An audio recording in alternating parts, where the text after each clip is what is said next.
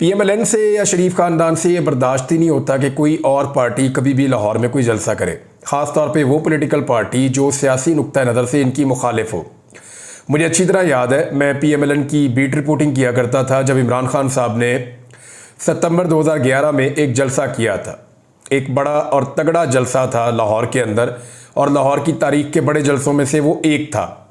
तो उसके बाद मैंने शरीफ खानदान की हवाइयाँ उड़ी हुई देखी, ना सिर्फ शरीफ खानदान की, बल्कि मैं हैरान था कि पूरी पीएमएलएन जो है वो डरी हुई है, खौफजदा है और बहुत परेशान है कि इतना बड़ा जलसा शहबाज शरीफ के मुकाबले में इमरान खान साहब ने मीनार पाकिस्तान पे किया, शहबाज शरीफ साहब ने भाटी चौक में किया था। एरिया भी छोटा था, जलसा फारग ही था, लेकिन इमरान खान साहब ने जलसा किया मीनार पाकिस्तान में और सारा भर दिया, और अनारकली तक से लोग पैदल चल चल कर गए थे। तो ये एक बड़ा तारीखी जलसा था। तो मैंने देखा डरे हुए थे, बहुत परेशान थे उस वक्त। तो अभी भी जो कुछ लाहौर में पीएमएलएन कर रही है, जितने कंटेनर ला के खड़े किए जा रहे हैं, लोगों के घरों में छापे मारे जा रहे हैं, चादर और चार दीवारी का तकद्दुस पामाल किया जा रहा है, यानी जो पहले जो लोग डायरेक्टली पाकिस्तान तहरीक इंसाफ के साथ जुड़े हुए हैं उनको तो गिरफ्तार किया जाता था, अब उनकी फैमिलीज को भी गिरफ्तार किया जा रहा है। सरम जावेद, जिनको 14 महीने तक इन्होंने जेल में रखा, और कुछ नहीं उनका बिगाड़ सके, वो वापस आ गए, फिर जलसे की तैयारी कर रही है। तो उनके वालिद को गिरफ्तार कर लिया, जावेद खान को, हालांकि वो पाकिस्तान पीपल्स पार्टी में है। वो अनाउंस करते हैं कि मेरा ताल्लुक पाकिस्तान पीपल्स पार्टी से है, मेरी बेटियां जो हैं वो सपोर्ट करती हैं, मेरे खानदान के बाकी लोग भी सपोर्ट करते हैं, और वो पाकिस्तान तहरीक इंसाफ को करते हैं, लेकिन मेरी सपोर्ट और चंद उनके साथ और लोग हैं उनकी, वो कहते हैं हमारी पीपल्स पार्टी से सपोर्ट है। उनको भी पकड़ के अंदर डाल दिया कि जनाब इनकी बेटियों को जो है वो कमज़ोर करने के लिए बाप को पकड़ के गिरफ्तार कर दो। तो ये सारी चीज़ें हमने पहली दफ़ा देखी हैं, यानी कारकुनों के लेवल पे ऐसा ज़बरदस्त जुल्म और तशद्दुद, ये शरीफ खानदान का तुर्रा इम्तियाज़ है।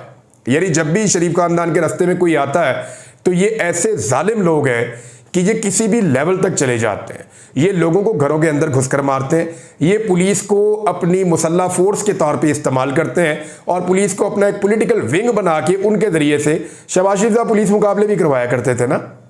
तो ये इसी तरह पॉलिटिकल जो अपोनेंट्स हैं उनको कुचलने के लिए पुलिस की फोर्स को ब्रूटली इस्तेमाल कर रहे हैं। और एक अजीब मजबूरी है पाकिस्तान में, मैं ज़रा थोड़ा मजबूरी के बारे में आपको बताऊँ। कोई बेचारा सिपाही मिलता है, रास्ते में डंडा पकड़ के मार रहा होता है ना वो पॉलिटिकल कारकुनों को, तो वो भी कहता है कि मैं मजबूर हूँ। उसका थानेदार मिलता है, वो भी कहता है मैं मजबूर हूँ। यानी मैं कई एसएचओज मुझे मिले, कई पुलिस वाले इंस्पेक्टर्स मुझे मिले, डीएसपी मुझे मिले, उन्होंने कहा जी हम मजबूर हैं। जितनी दफ़ा मैं गिरफ्तार हुआ, जितनी दफ़ा मुझे पकड़ के ले गए, उन्होंने कहा जी मजबूर हैं। FIA वालों ने मुझे जब भी एयरपोर्ट पर रोका, उन्होंने कहा जी हम मजबूर हैं। जब भी ASF वालों को इस्तेमाल किया, उन्होंने ताकत के ज़रिए से कोशिश की जोर लगाने की, उन्होंने कहा सर आप तो पता जानते हैं आप, हम मजबूर हैं। इसी तरह जो FBR वाले हैं, उन्होंने केसेस पर उन्होंने कहा जी हम मजबूर हैं। वो एंटी करप्शन के दफ्तर में उनके ऑफिसर्स और उनके बेचारे मुलाजिम रो रहे थे मुझे, बल्कि मेरे साथ उन्होंने सेल्फियां भी बनाई, और बाकियों के साथ भी वो यही करते हैं, वो भी कहते हैं जी हम मजबूर हैं। ब्यूरोक्रेसी है, वो भी मजबूर है। यानी एक पूरा आवे का आवा है जो मजबूर है। SP से बात कर, वो कहता है सर आपको तो पता है मजबूर है सर। यानी पूरा का पूरा सिस्टम मजबूर है। और अब मजबूरी बढ़ते बढ़ते वहां तक पहुंच गई है कि आपका जो है गवर्नमेंट भी मजबूर है। यानी पाकिस्तान पीपल्स पार्टी का चेयरमैन है बिलावल जरदारी, वो भी मजबूर है। ये अपनी मजबूरी वो खुलकर बता रहे हैं अपने पॉलिटिकल साथियों को कि मैं मजबूर हूं।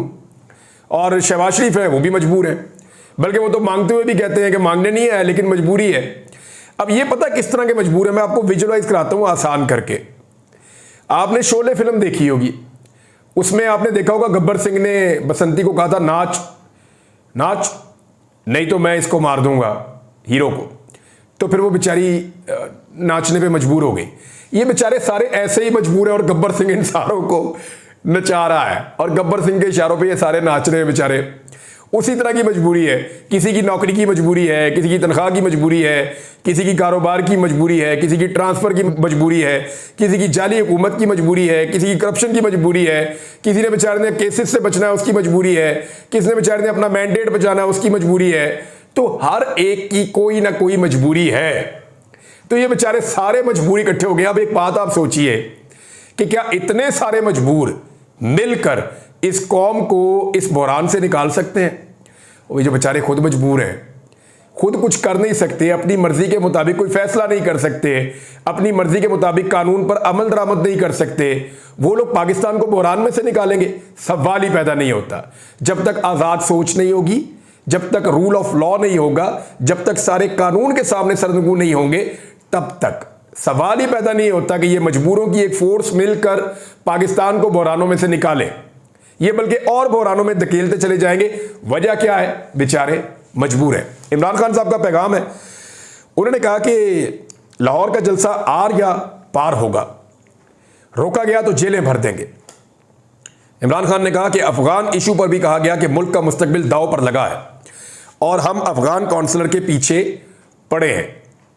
इमरान खान ने कहा, ये सहाफियों से बात कर रहे थे अडियाला में कल, तो वहां से ये स्टेटमेंट से मैं आपको बता देता हूं कि आईनी अदालत के मामले पर पूरी तरह बहस होनी चाहिए।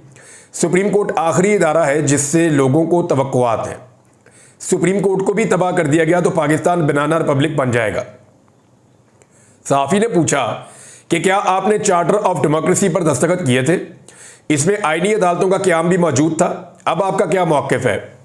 इस पर इमरान खान साहब ने जवाब दिया कि हर चीज़ का कोई तनाजुर होता है, तब में और आज में फ़र्क है। आईनी तरमीम का मकसद सिर्फ और सिर्फ काजी फ़ायद ईसा को बचाना है। ये सब कुछ रात के अंधेरे में नहीं होना चाहिए। ये जो करने जा रहे हैं ये आइन के खिलाफ है। इमरान खान ने कहा कि काजी फ़ायद ईसा को इस अदालत से उठाकर आईनी अदालत में बिठा देंगे। मैंने ऐसे फैसले करने वाले डफ्फर और कम अकल बहुत कम देखे हैं। ये डरे हुए हैं, फिर कहते हैं कि इसके पास मोबाइल आता है और इसको खबरें मिलती हैं। मुझे तुम्हारी हरकतों की वजह से पहले पता चल जाता है, मुझे इल्म था कि यह तरमीम आनी है। जो भी होना था पूरी मुशावरत के बाद होना चाहिए था, रात के अंधेरे में नहीं होना चाहिए था। इससे इन लोगों का मकसद पता चलता है। इमरान खान ने कहा कि ये सुप्रीम कोर्ट को ख़त्म करने जा रहे हैं। लाहौर का जलसा डू एंड डाई है। अब ये बेशक जो मर्जी कर लें, हमने पूरी पार्टी को कह दिया है बाहर निकलें। 15 माह से जेल में हूं, मजीद भी जेल में रहने को तैयार हूं। अवाम भी जेल में जाने से ना घबराए। जलसे से अगर रोका गया तो जेलें भर देंगे। उन्होंने कहा कि लाइन के एक तरफ वो खड़े हैं जो वोट को इज्जत देने की बात करके बूट को इज्जत दे रहे हैं। जमहूरियत डंडे के जोर पर या गुलाम बनाकर नहीं चलती। रावलपिंडी के कमिश्नर ने बिल्कुल दुरुस्त कहा था कि काजी फ़ायद ईसा और चीफ इलेक्शन कमिश्नर मिले हुए थे। ये एम्पायरों को तौसीह देना चाहते हैं ताकि ये एक्सपोज ना हो। अफगान काउंसलर के कौमी तराने के एहतराम में खड़े ना होने से मुतालिक सवाल पर इमरान खान ने जवाब दिया कि छोड़ो इसको, यहाँ मुल्क के और बहुत बड़े इश्यूज हैं, तुम्हें उसकी पड़ी है। मुल्क का मुस्तकबिल दाव पर लगा हुआ है और तुम उसकी बात कर रहे हो। वैसे मैंने उनका मौक़िफ़ लिया है, मेरा बार राब्ता हुआ था, क्योंकि मुझे भी बहुत अजीब लगा कि ये इन्होंने क्या किया। तो ये जो काउंसलर साहब है ना, ये हाफ़िज़ कुरान भी हैं, ये शेखुल हदीस भी हैं और ये आलिम दीन है।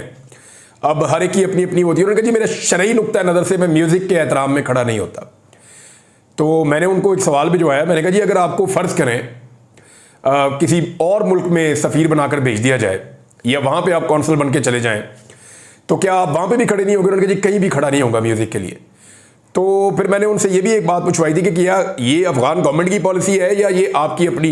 उन्होंने कहा जी अफ़गानिस्तान की गवर्नमेंट ने अपने तराने में से भी म्यूज़िक ख़त्म कर दिया है, लेकिन ये मैं ज़ाती हैसियत में, मेरी शरीयत मुझे इसकी इजाज़त नहीं देती। उनका अपना एक शरई नुक्ता नज़र है और उनको लगता है कि तराने के एहतराम में अगर म्यूज़िक है तो खड़े नहीं होना चाहिए।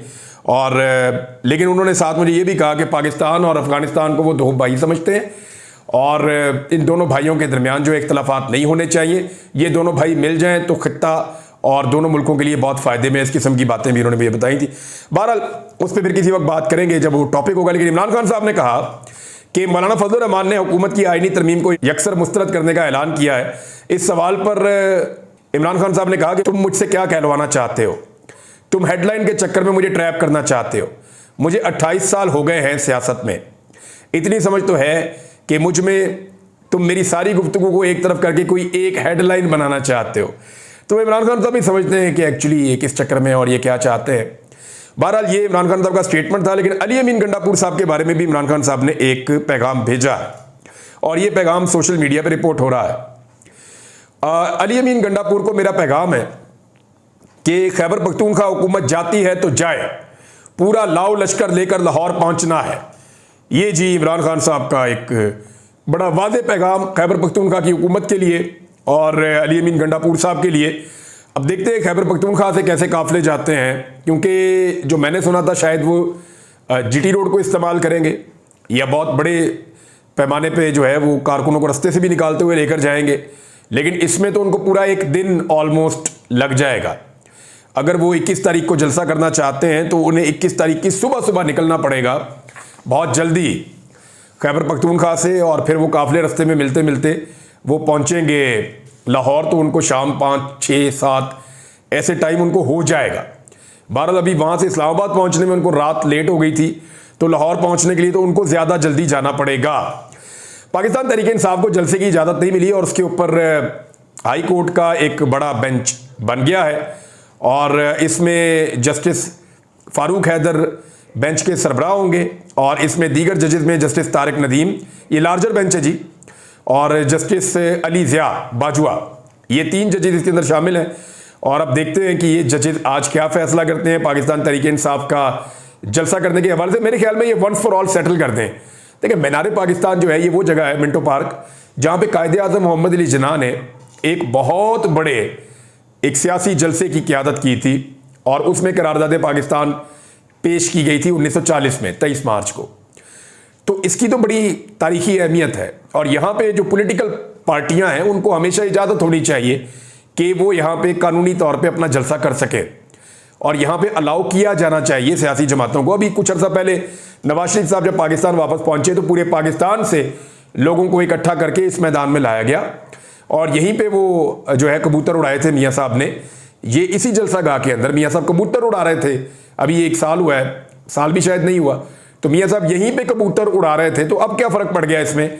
तो इमरान खान साहब की पार्टी जो है उसके लिए ज़रा थोड़ी सी मुश्किलात रहती हैं, उनको इजाज़त नहीं दी जाती। एक और इशू भी उठा हुआ है, वो इशू ये है कि जो स्पीकर ने कह दिया कि हमने एक्ट एक पास कर लिया कौमी असम्बली में, लिहाजा जो सुप्रीम कोर्ट ऑफ पाकिस्तान का फैसला था, वो फैसला आया था 12 जुलाई को, एक्ट पास किया गया बाद में ताकि फैसले के खिलाफ कुछ किया जा सके। तो वो कह रहे हैं जी 12 जुलाई का जो फैसला है वो गैर मुअस्सर हो गया है, लिहाजा सुप्रीम कोर्ट ऑफ पाकिस्तान के फैसले पर अमल दरामद करने की बजाय जो असम्बली ने नया एक्ट पास किया है उसके मुताबिक मखसूस नशिस्तें पीडीएम की जमातों को वापस दे दी जाए। लेकिन यहां एक सवाल पैदा हो जाता है, और यह बड़ा इंपॉर्टेंट क्वेश्चन है कि सुप्रीम कोर्ट ने जो फैसला दिया था, जो फुल कोर्ट बना था, 8 जजेस का एक मुत्तफिका फैसला है, बाकी 5 जजेस दूसरी तरफ हैं, तो जो 8 जजेस ने फैसला दिया था वो फैसला आइन की तशरीह था। ये कुछ जो कानून को जानने वाले लोग हैं उन्होंने ये नुक्ता उठाया, उन्होंने कहा जी सुप्रीम कोर्ट ऑफ पाकिस्तान ने आइन की तशरीह की थी, किसी कानून की तशरीह नहीं की थी। और जब सुप्रीम कोर्ट ऑफ पाकिस्तान किसी आइन की तशरीह करे और एक फैसला दे दे तो उस पर हर सूरत अमल दरामद होना होता है जब तक के आइन में तरमीम ना कर दी जाए, और आइन में तरमीम की इनकी कोशिश अभी तक तो नाकाम रही है। लिहाजा अब इलेक्शन कमीशन ऑफ पाकिस्तान के पास कोई रास्ता नहीं है, और हैरत इस बात पे है कि बार बार सुप्रीम कोर्ट ऑफ पाकिस्तान के ऑर्डर्स के बावजूद, तंबीह के बावजूद, इलेक्शन कमीशन ऑफ पाकिस्तान इतनी दीदा दलेरी कैसे दिखा सकता है कि वो फिर जा रहा है सुप्रीम कोर्ट में नए सवालात के साथ या नए इशू के साथ, और वो फैसले पर अमल दरामद नहीं कर रहा। ये एक्सट्रीमली डेंजरस है, ये बड़ा खतरनाक है कि पाकिस्तान के अंदर आइन बेसिकली ऐसा लगता है मुअत्तल है।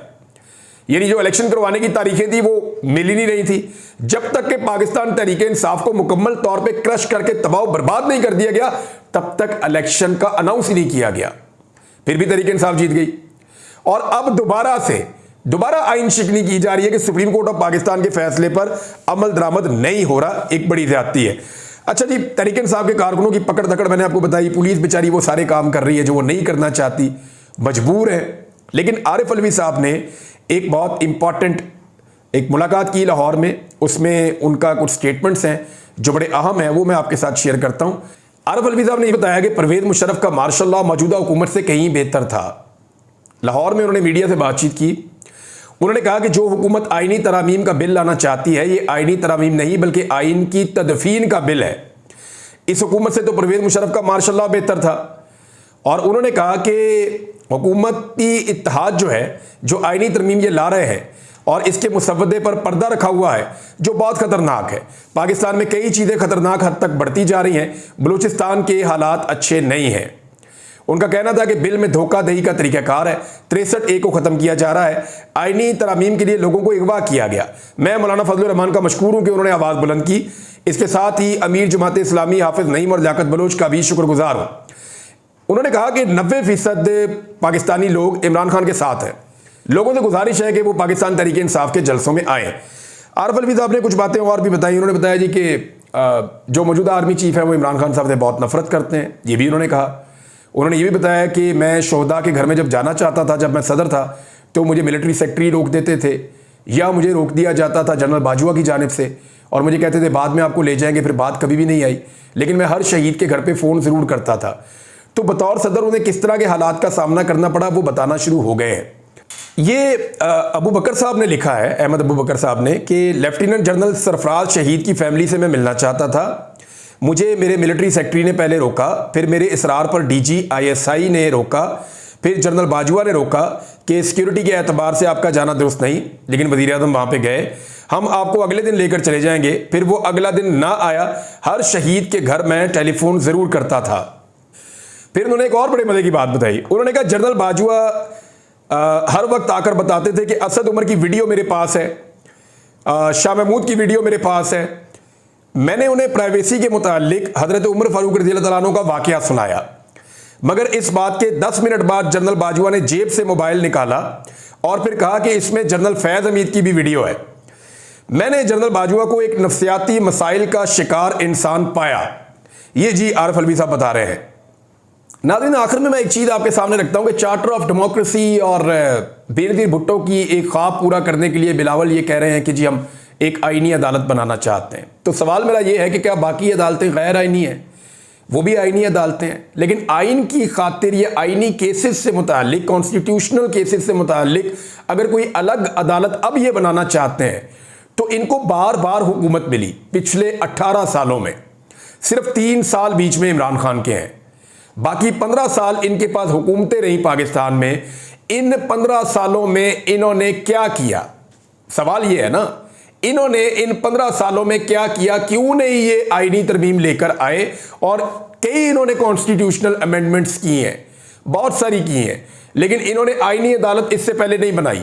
एक्चुअली ये अब इसलिए बनाना चाहते हैं कि ये इससे अपने जाली मैंडेट को बचाना चाहते हैं और अपनी हुकूमत की मुद्दत में इजाफा करना चाहते हैं कि किसी तरह हम अपनी हुकूमत बचाने में कामयाब हो जाएं। भारत अब तक के लिए इतना ही। अपना ख्याल रखिएगा, अपने चैनल का भी। अल्लाह हाफ़िज़।